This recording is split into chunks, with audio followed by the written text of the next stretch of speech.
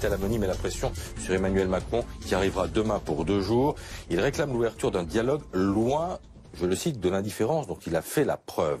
Est-ce que c'est légitime cette demande? Non, il n'y a pas eu d'indifférence du tout. Au contraire, on n'a jamais autant dialogué avec les Corses, pas depuis en tout cas 2002-2003 quand Nicolas Sarkozy était ministre de l'Intérieur et c'était avec une autre ambiance beaucoup plus tendue à l'époque. Jacqueline Gouraud, ministre chargée de s'occuper spécialement de la Corse. Les élus reçus à Matignon.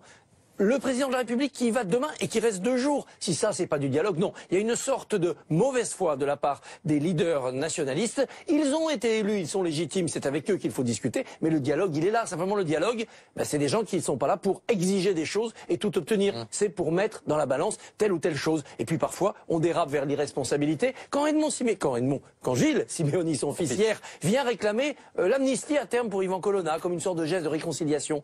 C'est-à-dire même pas la grâce, l'amnistie, c'est-à-dire qu'on efface même la faute, on voit bien qu'il pousse le bouchon trop loin. Alors, il faut rappeler que le président va en Corse pour commémorer justement l'assassinat du préfet Erignac et pourtant, Jean-Guy Talamoni laisse entendre que l'abandon de la violence ne pourrait être que temporaire si l'État n'entendait pas les nationalistes. C'est acceptable ce genre de propos? Non, on est dans le chantage, carrément. C'est en gros, cédez tout, sinon on remet le feu aux poudres. C'est pas possible.